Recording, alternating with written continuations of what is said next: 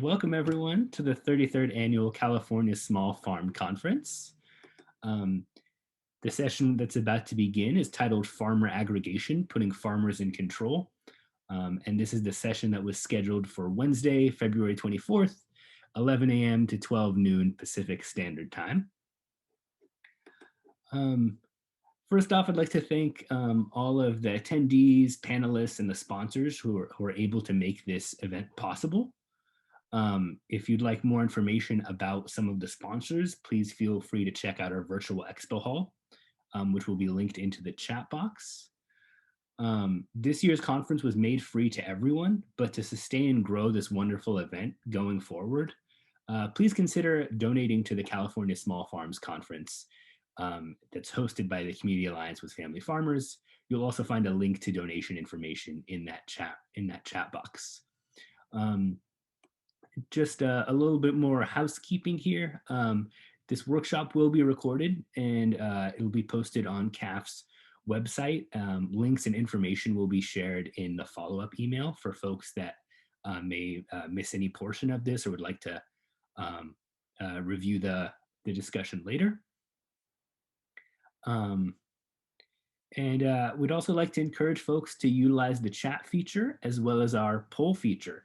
So our first poll actually just went up just at the beginning of the discussion. Just we want to know a little bit more about who's attending. So we've got some questions on what describes you if you're a farmer, a buyer, consumer, or other. So please fill out that poll. We'll also be going over another poll question shortly here. So yeah, feel free to use the chat box. We're also going to be having an interactive Q&A towards the last 15 minutes of the discussion. So feel free to put any questions that come your way in that chat box. Yeah, and with that, I think we can get started. I'll just start off by introducing myself, and then we'll go over some introductions with the panelists. My name is Yousef Bouzayan. I'm the Farm to Cafeteria Program Manager at the Community Alliance with Family Farmers. I do a lot of work in supporting institutional buyers and helping them connect with various local and family farms in their areas, as well as a lot of work with farmers, food hubs, and aggregators. And the Community Alliance with Family Farmers is a nonprofit organization that's over 40 that's been around for over 40 years in the state of California, that's dedicated to supporting local agriculture and California family farmers. With that, I'd like to pass it over to our panelists to have them provide some introductions and a little bit about themselves and the organizations that they work with. So to start off, I'll pass it over to Ana Victoria Salcido from the Mendo Lake Food Hub. Hey everyone, my name is Ana Victoria Salcido and I'm a project coordinator with the Mendo Lake Food Hub, which is a project of North Coast Opportunities.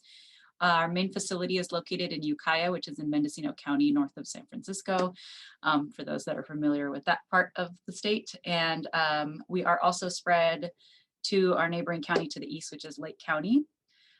We were established in 2015 by a group of largely motivated local eaters. And through a series of grants and basically lots of work, we've been around ever since. Yousef, did you want to just have me describe or introduce myself or a little bit about the organization as well? Or save that for later. Give a little bit of background about what you do at the Food Hub, and then a little bit of information about Mendo Lake Food Hub, about your vision, some of the work that that you all are currently doing and have done in the past. Okay, awesome. Thank you. I kind of head up the sales side, but we're going through a little bit of restructuring here at the Food Hub. So we're going through a restructuring. That's where we're at right now. But basically the Mendo Lake Food Hub works with a core group of a couple dozen farmers in our region, but throughout the year we work with closer to like 50 plus farmers. And because of our relationship with Tracy and the group at Capay Valley Farm Shop, as well as Tim and the group there at Feed Sonoma, we're able to expand into those regions as well and work with those farmers as well.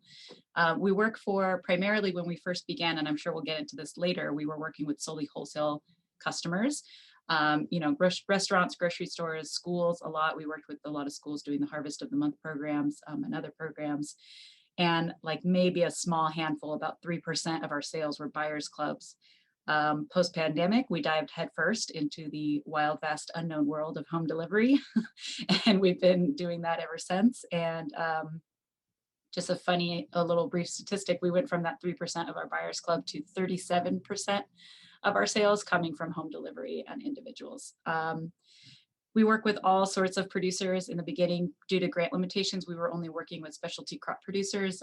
But as that grant ran out, we are now working with many different producers that are local. So we work with farmers, but also people who are harvesting things like seaweed, roasting local coffee or locally roasted coffee, olive oil, apple juice, also goat cheese, eggs, things like that.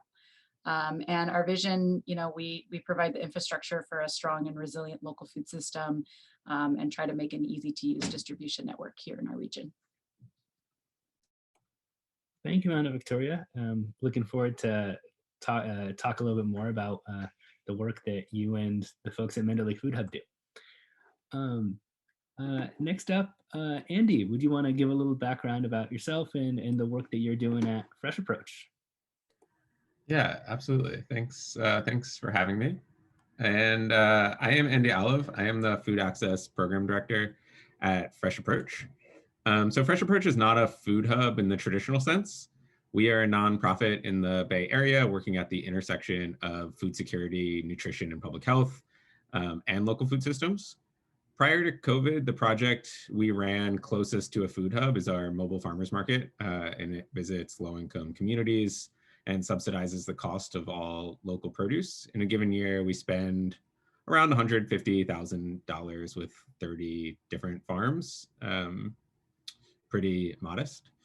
However, with COVID-19, we were awarded a USDA Farmers to Families Food Box contract and helped turn 9 organizations in the Bay Area into micro food hubs.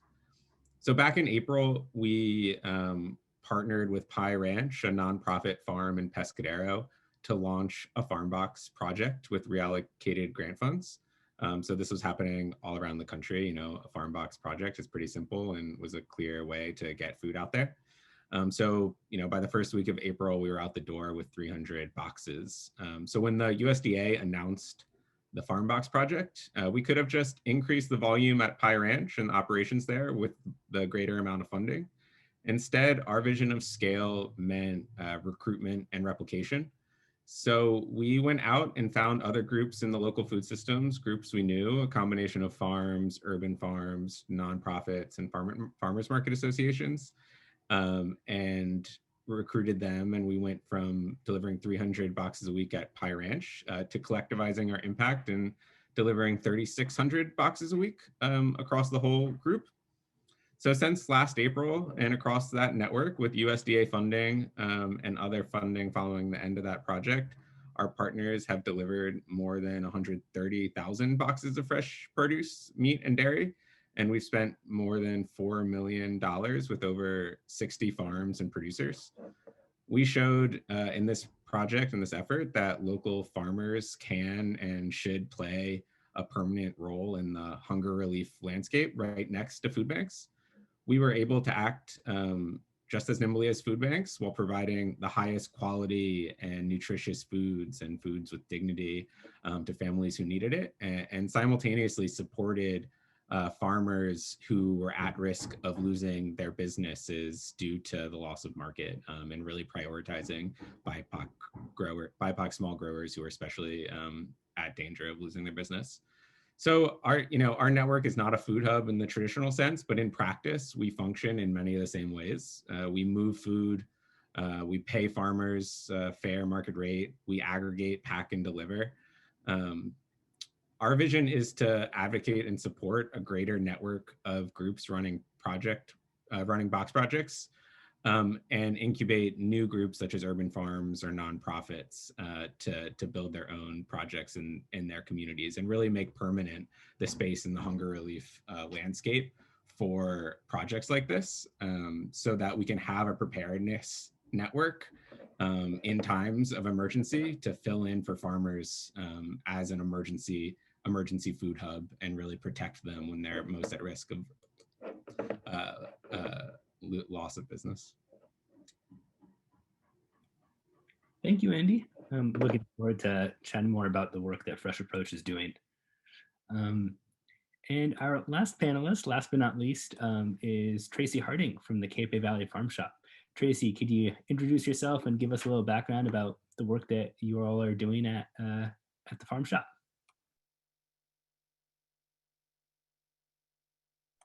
Tracy, I think you're muted.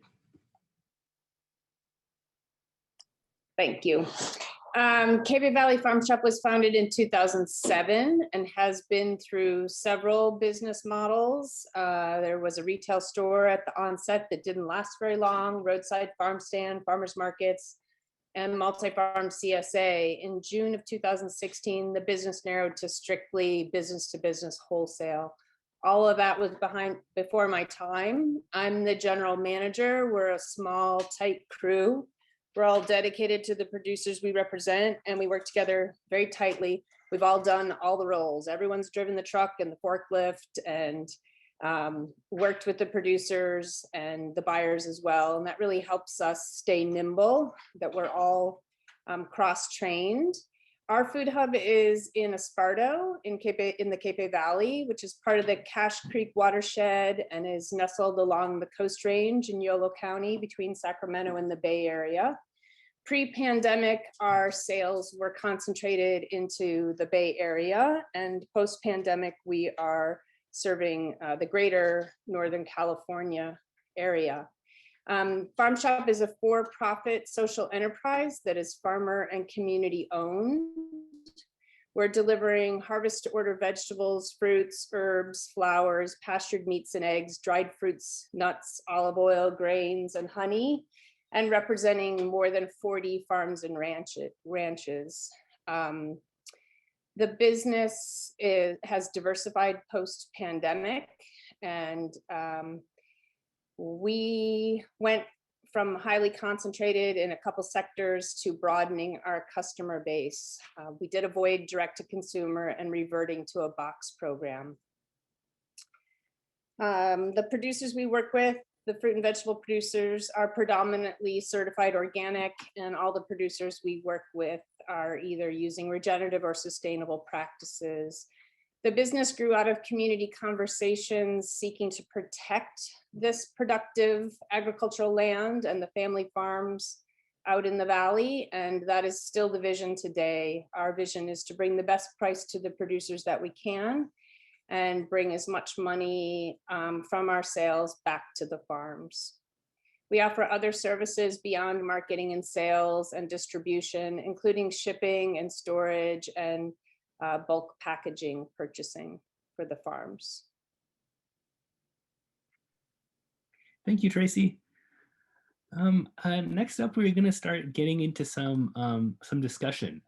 We've got some prepared questions that we're going to discuss first, and then we're going to, towards the latter portion of the discussion, jump into some topics from the Q&A and the chat box if folks contribute to that section. To start off, I want to ask if a farmer is looking to begin working with an aggregator, what do you think they should consider? And what does it look like when working with your organization? So do you have a specific intake process for farmers? Do you have some sort of evaluation to figure out if they'd be a right fit with working with an aggregator like your organization? So feel free to just chime in whenever you have some input on that. I'll speak up on that. So we do have a pretty extensive onboarding process when a new producer wants to do business with us. Most specifically extensive if they're a producer who has not marketed in the wholesale market in the past. We're happy to bring on small new producers and help them understand the needs of the wholesale market and help them figure out their box purchasing, their pack size, their labels, their pricing. And it includes an on-farm site visit and walking through their food safety plan and making sure that we're all well aligned and they understand how we operate and the communication we need. I think that that's probably different for every hub. We are really regionally focused. So if producers from outside our area are interested in doing business with us, it would have to be a pretty unique situation. Yeah, here. Oh, go ahead, Anna. Yeah, I was just going to say, here at the Food Hub, we created a more streamlined onboarding process in 2020, just out of complete necessity. I think in the past, the motivation was to try to, we're for farmers. And so it was sort of trying to get farmers on as quickly as possible when they have a bumper crop. But that's totally changed around, that we found that it's really more beneficial to the farmer and to the hub, and so much less confusion if you have a thorough onboarding process. So we also have a thorough onboarding process that's been a little bit interesting during COVID times. So we've been doing a lot of Zoom communications and all that, but it's a thorough checklist that we'd be happy to share. Some paperwork that's required on our end because we are a nonprofit project. So some paperwork that's required for reporting. And yeah, we like to communicate with the farms. One of the things that seems like a really small thing, but that has helped us so much on the Food Hub side, and I think in the farmer side, is increasing communication by using a text messaging service and making sure everyone's set up on that, who text messages. It seems like a really simple thing, but I would say that one of the biggest things is clear and consistent communication, and knowing that there's sort of this open door relationship between the hub and the farmers.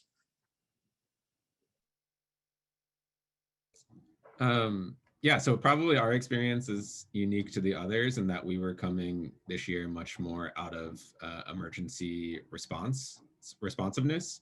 That being said, part of our recruitment effort was recruiting groups who are already pre-existing in the local food system. So of our groups, which I mentioned before, were a combination of farms, urban farms, farmers market associations, almost all of them already had supply chains in place for their own operations. And that meant that people were able to be up and running, right away. An area of support that we did play is Fresh Approach has developed a network over the past many years for our mobile farmers market, and we're able to help fill in the gaps for groups who needed food. And so that was just a lot of personal relationships. But in our larger vision, we're really trying to make the micro food hub space as hyper local as possible. In many cases, the food that was getting to families who need it was grown 2 miles from the farm, it was grown 2 miles away at the farm. So we know that there's food insecurity immediately in the vicinity of these farms. And our hope is to reduce the distance between the farms and the emergency food relief effort. So this year was very much responsive. Our hope is to continue to play a support role and build out a better prioritization and farm identification system to really be able to prioritize the farms who are at most at risk of losing their business, as well as supporting BIPOC growers who are often invisible. Thank you. The next question, I know that we all three of your organizations have some different regions in the state that you work with. And I wanted to ask, what are some of the unique aspects of aggregating in your part of the state, both on your side as aggregators, but also on the farmer side when working with aggregators in your area of the state? And if you've had any challenges due to your geographic area, have you taken any steps to try and address those?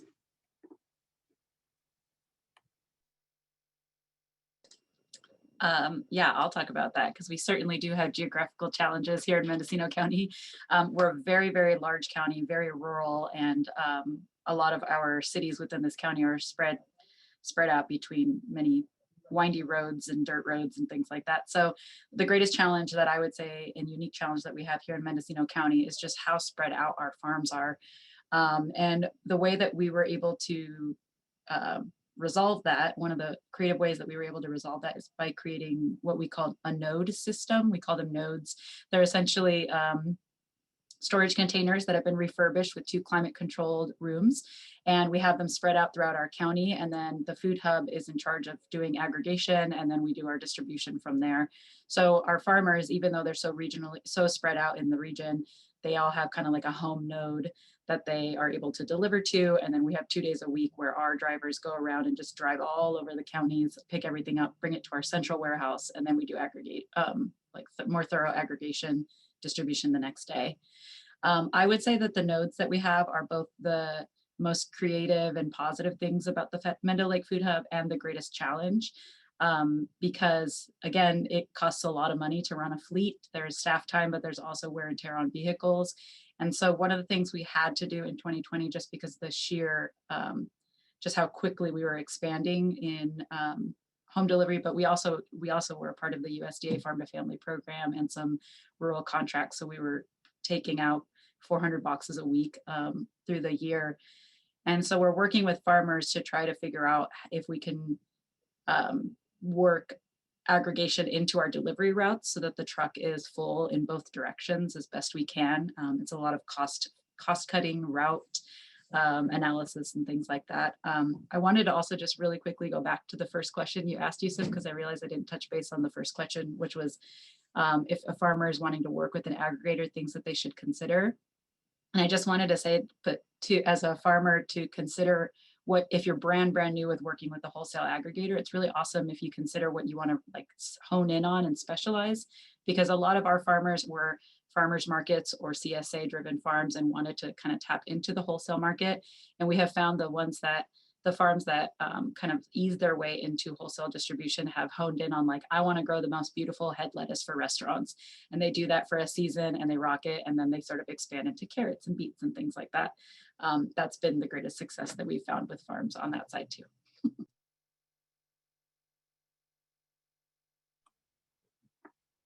Thank you, Anna.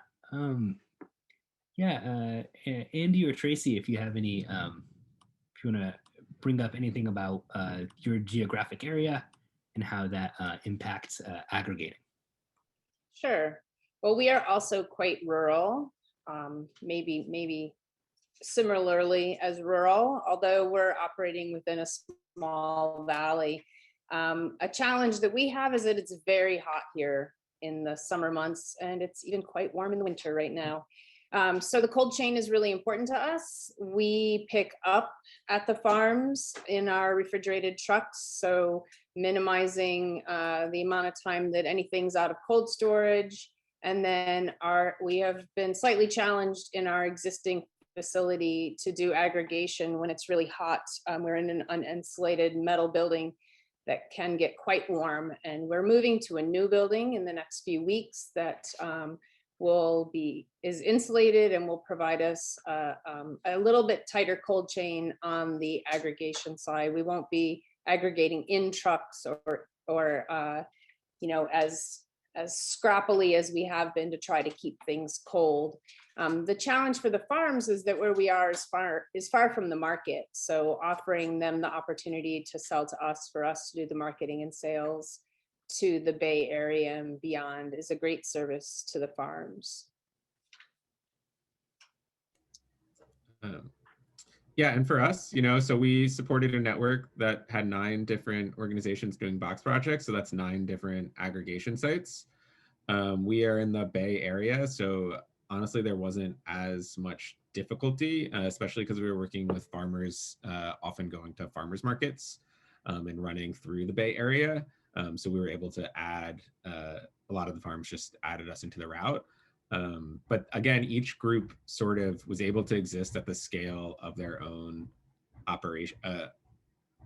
We didn't dictate how many boxes they had to do a week. They just fit it into their own procedure. So a great example is AIM, Agricultural Institute of Marin, who runs farmers markets. So they just had farmers coming to the market anyway, and then they packed the boxes at the farmers market and distributed there. So in most practices, every group was getting the food, packing it into boxes directly rather than storing it, and immediately distributing it. In some cases, a lot of the farmers, especially in the South Bay towards Watsonville, Salinas, Central Coast, knew each other, and they would share and alternate deliveries. So they would aggregate themselves and bring it to the distribution sites. So it worked a lot of different ways, and it was a very flexible system. Great. The next question is just about farmer input in your structure. So how do farmers provide input in structure and decision making of your organization? You know, whether that's farmers on your board or if it's something more informal with, you know, consistent check-ins with farmers that you work with. So what does that structure and gaining input from farmers look like for your organization?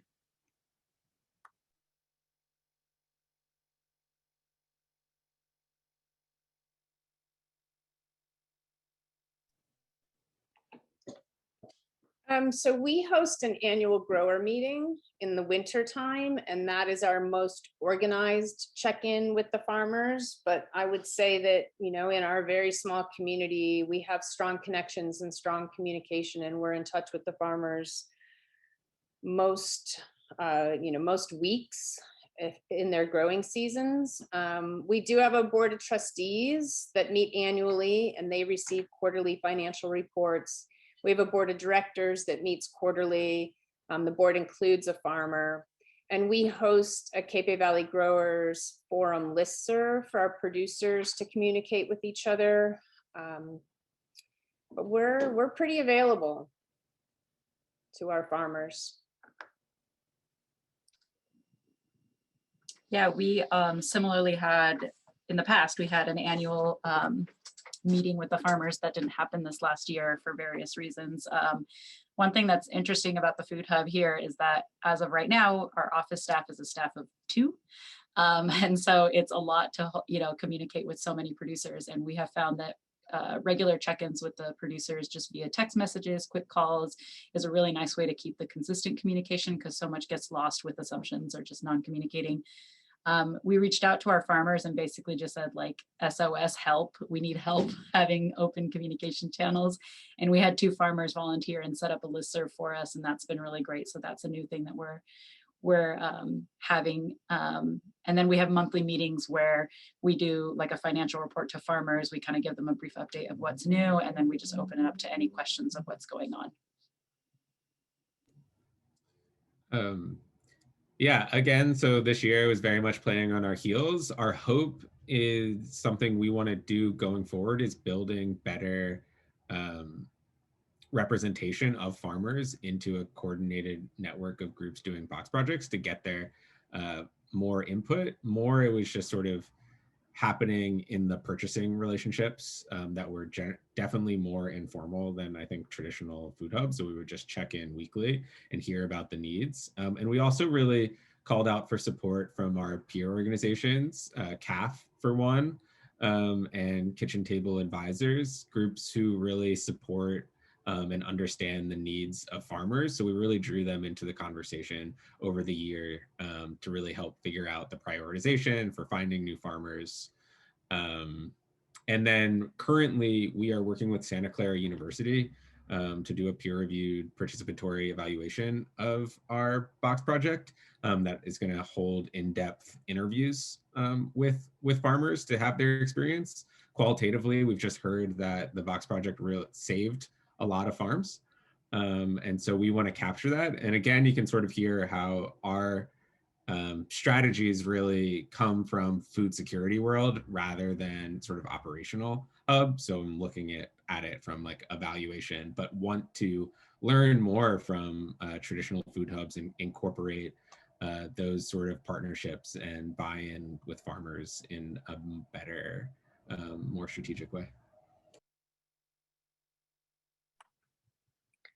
Thank you for sharing, everyone. I think that's it's interesting to see that there's a whole range from very formal and structured feedback to just consistent informal feedback. So thank you for sharing. Next up, I wanted to shift to some questions around COVID. And first off, I want to ask, what challenges did the farmers that you work with encounter at the beginning of COVID? And did aggregating through your organization help address those problems?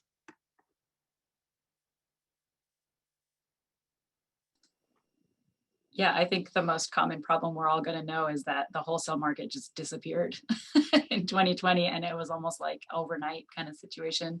Um, Here at the Food Hub, we, like I said, prior to basically from March 2020 and from our inception, we've been working with just wholesale consumers, and we had so much refinement going on in 2019 that 2020 was going to be the super exciting year for our restaurants and our grocery stores and forward contracts and all these things we had been working really hard on. And many of our forward contracts with our grocery stores just sort of dissolved because they were able to get organic produce for super, super cheap in the Central Valley and all these things. So essentially the wholesale market in some cases disappeared. Our biggest restaurants closed or, were forced to close. And I would say that that was one of the hardest decision or hardest factors for farms. And so that's why we kind of like turned on our heels and decided like, well, we have to figure something out. So we applied on our end for the USDA Farmers to Families box program. And then we also decided to just open it up to retail sales. And we literally just opened up the wholesale storefront to retail sales. So we had people buying like cases of onions and cases of carrots and then complaining all the time about how the cases are too big because they were a family of 4. So I would say month to month in 2020 on the Food Hub side, we were learning, but creating a multi-farm box was something that we decided to do because we were already packing the USDA Farmers to Family box.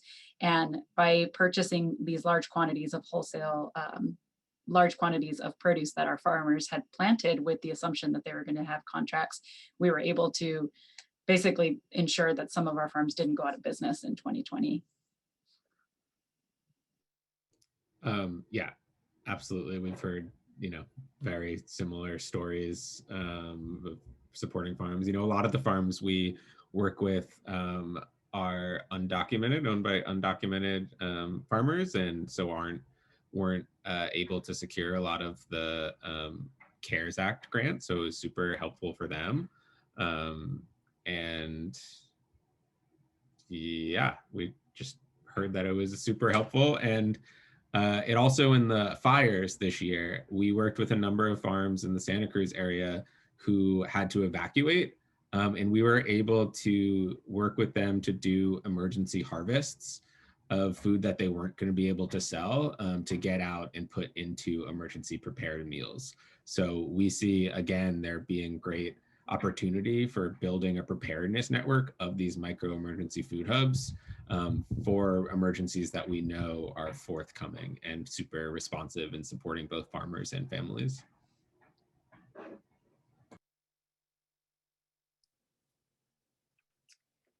The farmers that we work with face the same challenges of having to find new customers when they lost their wholesale and restaurant accounts. Many already had existing CSAs, so increased their CSAs dramatically, doubling or tripling and having a wait list. And then they also increased their sales at market. So, by the time they leveled all that out, they were all doing okay. Many of the farms in the Capay Valley had really strong 2020s, but it was just a lot of extra work, and a lot of stress, keeping the farms safe, closing the farms to the public. We weren't allowed to get out of the truck at many of the farms. We went to do pickups, so extra coordination on the pickups to keep everyone safe.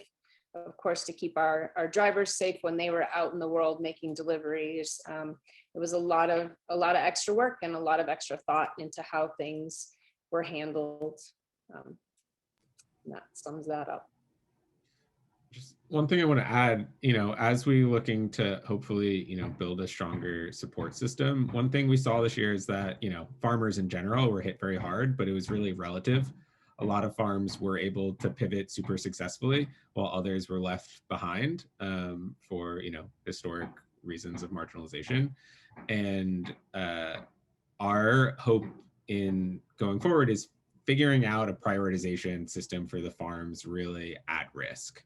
And identifying them and making known that emergency food is not going to be a permanent market outlet for you, but it can be an emergency market when you're at risk for you to buy in and find that support, just that bottom line. And as your sales increase back to farmers markets and wholesale and restaurants, you can shrink the amount of food going to emergency projects, opening up more opportunity for farmers, again, who are at risk.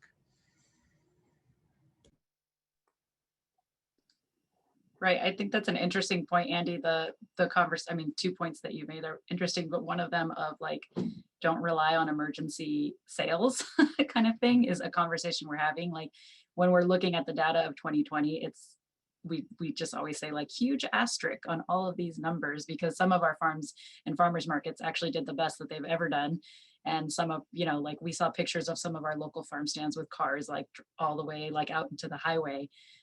So we are really intrigued to keep an eye on the numbers this year and seeing what's going to happen. But we also, we're all in Northern California and we had the fires up here too. One of our farms had a fire come like right up to the backside of his farms. And it's yeah, emergency response is absolutely going to keep be an important piece for food hubs and food systems.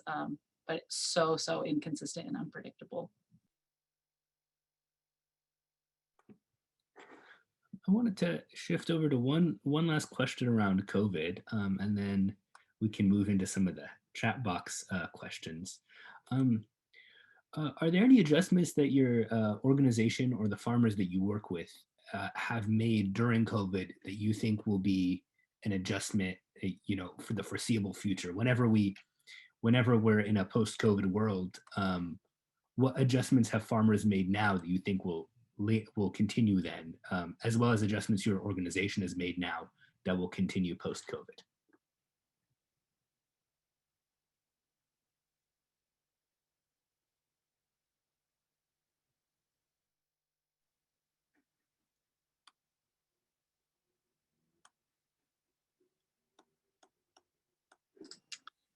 At the Food Hub, the greatest adjustment we made was opening up. I mean, I don't know if you're talking about specifically like on the safety side or just as a general question, but we opened it up to home delivery. That was something we'd never done before. And we are, as I mentioned earlier, home delivery Buyers Club sales went from 3% to 37%. So it's not something we can just ignore. We're trying to refine ways to do home delivery or more pickup locations in a post-COVID world because of we just didn't feel very safe doing, we had some contactless pickup locations around the county, but a lot of them needed to be volunteer organized, and we have a volunteer network here, but many of them are elderly and were unavailable to support us in this work. And so we are hoping that in a post-COVID world, we can move from so much home delivery to more pickup locations that are accessible. And one of the things that COVID completely laid bare that Andy was kind of touching on is just like access and social determinants of health. And we knew that local, healthy, good food was so needed in our organization or in our community and is always needed. And that's just not going to go away. So one of the things we started doing and looking at was moving towards accepting EBT on our platform. And that is 100% something that we will continue doing in a post-COVID world. Shout out for you all at Mendo Lake, and I know Ecology Center's in the chat, but they've opened up market match applications. Yeah, so on our end, I just want to again hit that, none of these groups that we worked with considered themselves food hubs before this. Now they're starting to use that word, like Vegilution and Urban Farm in San Jose. This summer, they were doing 200 boxes a week. They currently have a contract where they're doing 4,900 boxes a week, which is $100,000 worth of purchasing every single week. And that contract's going to end, but they're really learning a skill set that they're going to put into practice, and they're starting to call themselves a food hub. They've learned how to build a supply chain, a packing line, refrigeration. They've learned really valuable skill sets that they don't exactly know how they'll carry it forward, but they have that skill to look for new opportunities. And that was true for all organizations we worked with. We expected a few of the outcomes in our project, or the data points, dollars of food, pounds of food, families reached.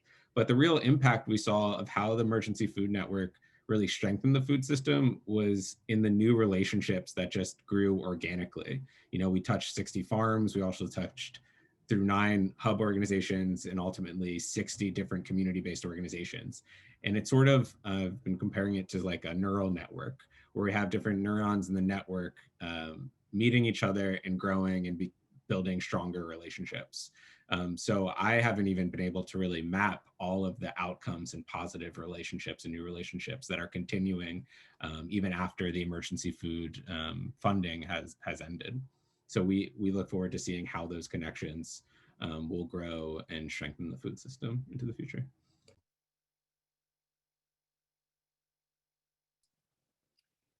So we have diversified our sales outlets and delivery area quite extensively, and that is supporting farms finding new markets, and we will continue with that post-pandemic. Some of that has been a lot of cross-hub sales, which Anna Victoria mentioned at the beginning. And then we are also offering home delivery, but in a pretty rigid format. We are doing buying clubs where the buyers are buying whole cases. We aren't breaking cases. And then the buying clubs do their own box building and distribution from there. And we'll continue to do that as well. Those are the adjustments we've made. We had a hard time breaking into the Sacramento market for years, and we're now doing sales into Sacramento, which is great, and really finding creative solutions to cross stock and get food out to more people. Thank you, everyone. I think for these last 15 to 20 minutes, it would be best to shift over to some of the discussion that we have going on in the chat box in the Q&A section. So I'll start off with a couple of those questions. First off, we've got a question from Megan Kenny. What do you do in the winter when production drops greatly to keep revenue streams going?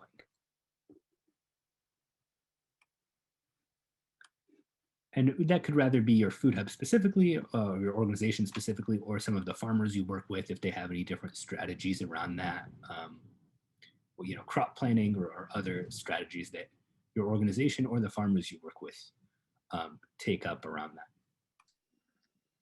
I mean, here in Mendocino, actually quite a few of our restaurants close for a good portion of December and January. They're on the Mendocino coast and tourism just drops way down. And so we just kind of faced that reality and decided, okay, we can also close for about a week. That was one simple thing that we've done, which isn't helpful for the farm specifically. But one thing the main thing that we do here at the Mendo Lake Food Hub is we rely heavily on Feed Sonoma, who is our other partner food hub south to us.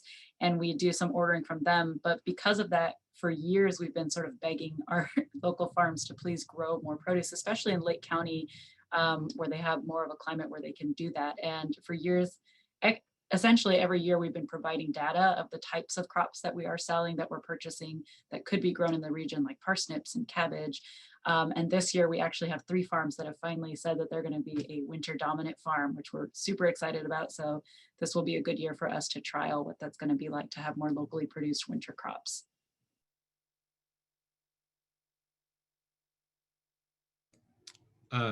Food insecurity doesn't stop over the winter, and funders, it's a new, like, they are going to pay year round. So again, it's sort of as business might close in other places for the winter, for farmers who are growing, it is an opportunity to sell into emergency feeding projects. Yeah, production doesn't really slow here in the winter. We do close for a couple weeks because the farms choose to close for a couple weeks to give their crew a break. Otherwise, we have a pretty good list in the winter of availability.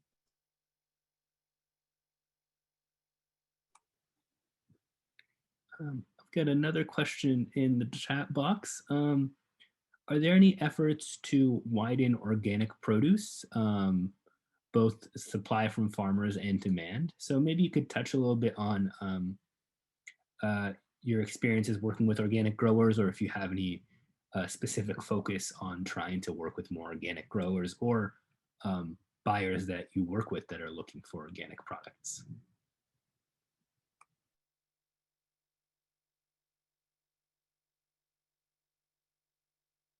Again, I think we're, maybe not the most applicable group here, but what was cool about our project was that each of the hub organizations, we really left it to them to define their strategies and goals that aligned with their mission of their organizations. And some of those groups really did have a prioritization of organic food. Edible Schoolyard, for example, was doing a project in Stockton, a box project, and they were only putting organic food into the boxes. So they were setting that priority for the farms they worked with. And again, I think that comes to the prioritization system we'd like to work towards, where the groups can set that goal and follow through via connections to farmers in the network.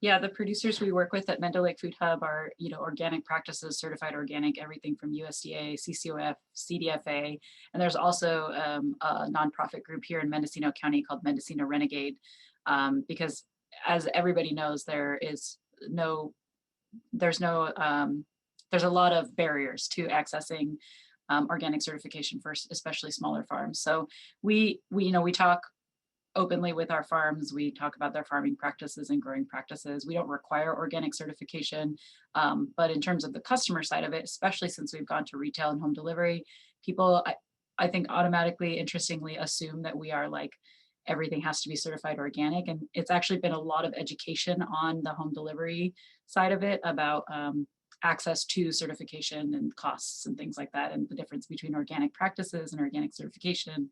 So there's been a lot of education on our side to the consumers.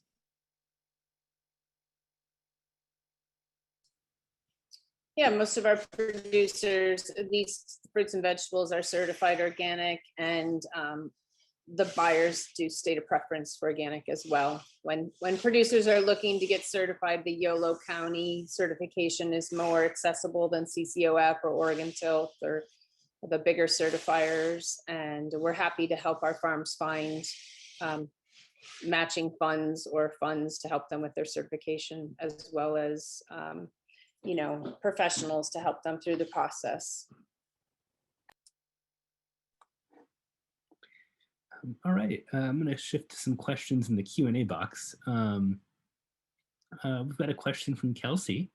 She would love to hear about which platforms the hubs are using to navigate consumer-facing sales, and if they're both able to use that for direct-to-consumer and wholesale. And if you have any insight on any pros or cons of your experience using those platforms. So I think that's specifically around technology platforms that you're using. The Food Hub uses local food marketplace. There's a joke around here that if I leave the Food Hub, I could just go work for them because I love them so much. It's a very, very robust software, and we realized really quickly that we were actually really underutilizing it. And I can't even fathom how we would have gotten through home delivery in 2020 without it, because it automates things like pick tickets going out to producers, emails going out to producers saying you've sold out of this product, list more, confirmations, invoices. We can accept credit cards through the system. It's very robust, and we really appreciate it. And that's the only one we've ever used. We also use local food marketplace. We do not use it customer facing.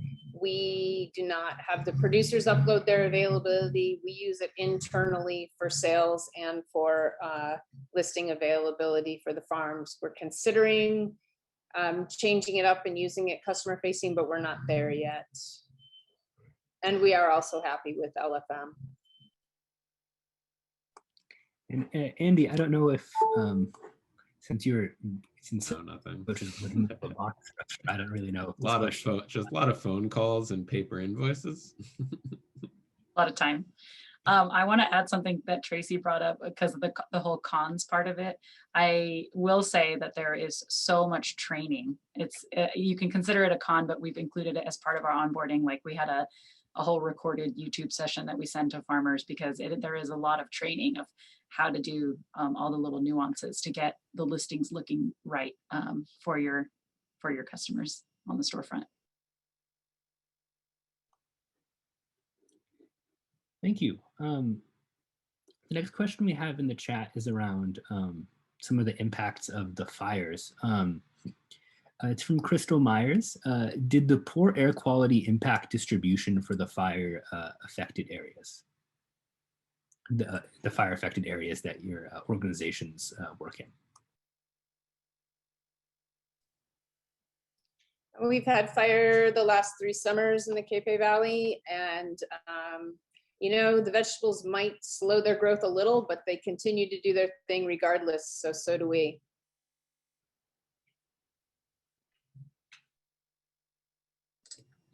Yeah, we were doing a lot of cross-transacting with Capay Valley during the peak of that fire season, and we had to like look at the roads to make sure they were even open and calling Tracy like in a panic. And she's like, it's okay, you guys can come. But yeah, the crops keep growing and people keep ordering. And we will say that we had a couple farms just basically say, have an extreme amount of gratitude for the mixed produce boxes that we were doing, the multi-farm boxes that we were doing, because it allowed them to do, like, we're only listing for those produce boxes. We're doing one harvest and then the crew is staying inside. There was some days that was really, really horrendous air quality. So that was a nice thing that we were able to do for them. Yeah, and like I mentioned earlier, it was more about fires who were at risk of losing their crops and being able to get emergency harvests for food that wasn't going to be able to be sold.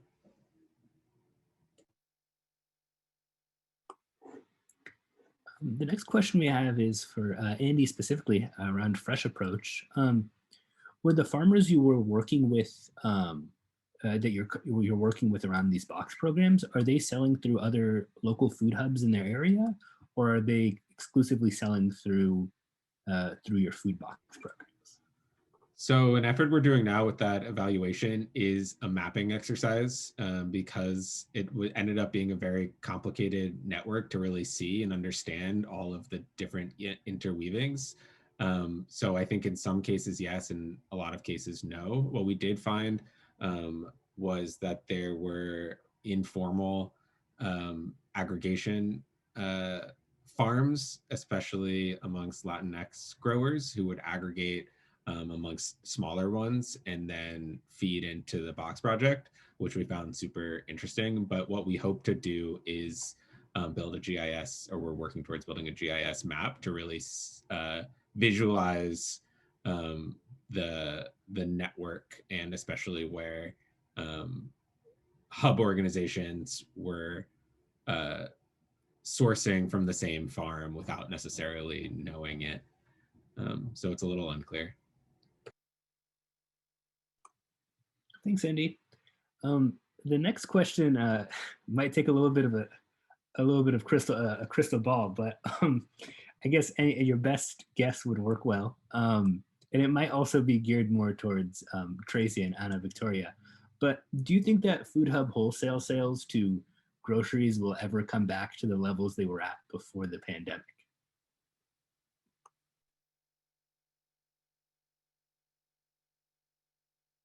And if you're not sure, that's completely fine too.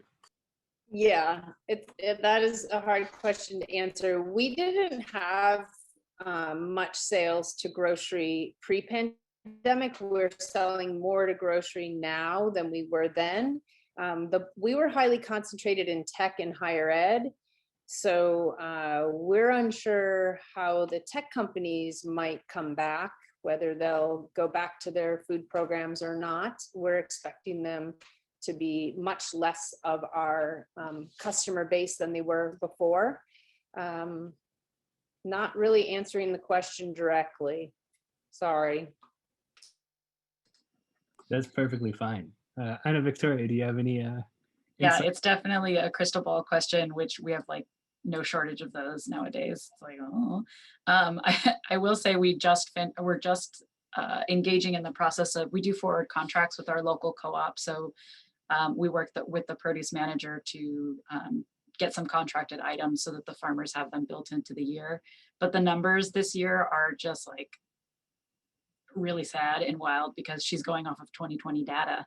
And a lot of people grew gardens, like we know this year. And I mean, we literally had times where she was canceling our lettuce orders that were contracted because they just weren't selling because people are growing lettuce. And so we're hoping, yes, what we're basically doing is on the Food Hub side is doing everything that we can to really show up as a consistent partner with these grocery stores so that they know that they can rely on us and depend on us.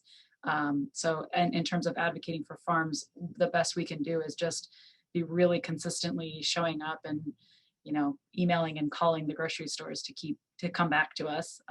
We do know that there was a major price drop on organic produce in the like late spring, early summer, which caused a lot of drop off in purchasing because, you know, bottom line kind of stuff. But we're hoping it'll increase, but I think it'll be a while. Thank you. Another question from the Q&A box from Jacob Weiss. Do you have any experience or thoughts on becoming cooperatively owned by farmers? Have farmers expressed interest, or do they have their hands full?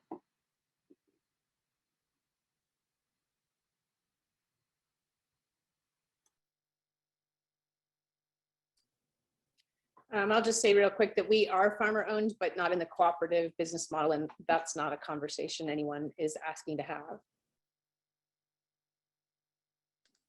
There is a lot of interest at the Food Hub to be cooperatively owned or farmer owned. There's been various reasons we haven't been able to move towards that. We've worked with Tim Page at Feed Sonoma a lot, like asking him all the questions. It took them a long time to move toward the cooperative model. What we're finding is that there's a lot of interest, but yeah, it's a lot of work, and we haven't actually seen the kind of the motion to move it towards that. But we are very happy to relinquish it to the farmers should that moment come.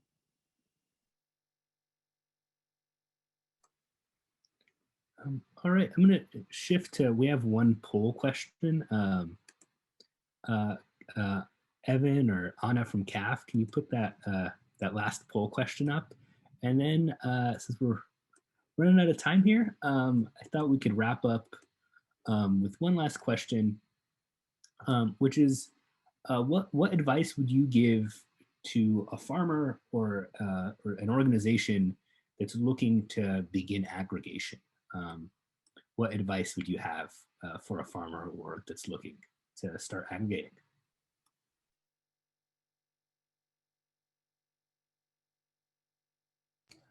You know, at least in our model, what we know in box projects is that really it's easy and anyone can do it, especially if you're already in the local food system. You're just buying food, packing it into boxes, and distributing it for free. Because of Good Samaritan laws, you are exempt from a lot of the permitting required. You know, we had a group in our network doing as few as 40 boxes a week and one doing as much as 1,200. And for that group doing 40 boxes a week, it was only, you know, $1,000, but it meant so much to those families. So that's like a micro food hub. And it's still worth it for those families if you can make it happen. And it's really not that hard. So a little bit of funding goes a lot of ways to really help people. We actually found that it was difficult. I will say, because we applied for the USDA Farmers to Families program, and we were hit with a lot of, you know, USDA barriers. We were required to only purchase from farms that were GAP certified, which was absolutely none of our farms in Mendocino County. One farm was a blueberry farm. And so that meant that for 2 months we were buying produce outside of our county. And it was this really rough thing for us because 50% of the reason we applied for this was to help feed families, but the other 50% was to support local farms, and we weren't able to do it. However, we were able to partner with Tracy, and that was really great, and Veritable Vegetables to find these GAP certified producers. But I will say, because we were so successful in doing that, it opened up future funding from the county of Mendocino, and then we were able to turn all those dollars around to our community. So I would say that there's an asterisk of, like, it's not easy if you're really clear on your funding sources, if you have your infrastructure, because finding boxes, you know, the whole thing in a rural community, it was a little bit difficult for us, but yes, it is possible, and it is a great thing, because I'll tell you, like, our walls are lined with cards, and we have tons of saved voicemails from people literally crying, saying it was the first time they'd gotten fresh produce in weeks. So yeah, it's a worthy cause to put some energy into.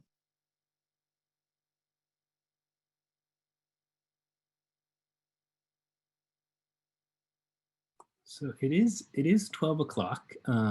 We do have some more questions in the Q&A and comment section that we'll follow up with folks after this after the conference. So we'll be, since we have folks' contact information, we'll be able to follow up with them there. I'd like to thank the panelists. Thank you, Anna, Victoria, Andy, and Tracy for taking the time to chat and share some insight with everyone today. We'd also like to thank all of the attendees for taking the time to listen in on this session, as well as all the conference sponsors for supporting us. For all the attendees, we're going to be sending out a workshop evaluation that will be linked and will be sent in a follow-up email. So feel free to share any thoughts that you have in that evaluation. And this is only Wednesday of the conference. We've still got a couple of more days ahead of us and a lot more sessions. So check out the conference website, register for any sessions that you're interested in, and consider donating to the Small Farms Conference. So thank you again to everyone, and thank you for taking the time to be a part of this session today. Thank you. Thank you. Thanks everyone, and thank you, CAFF. You guys are the best.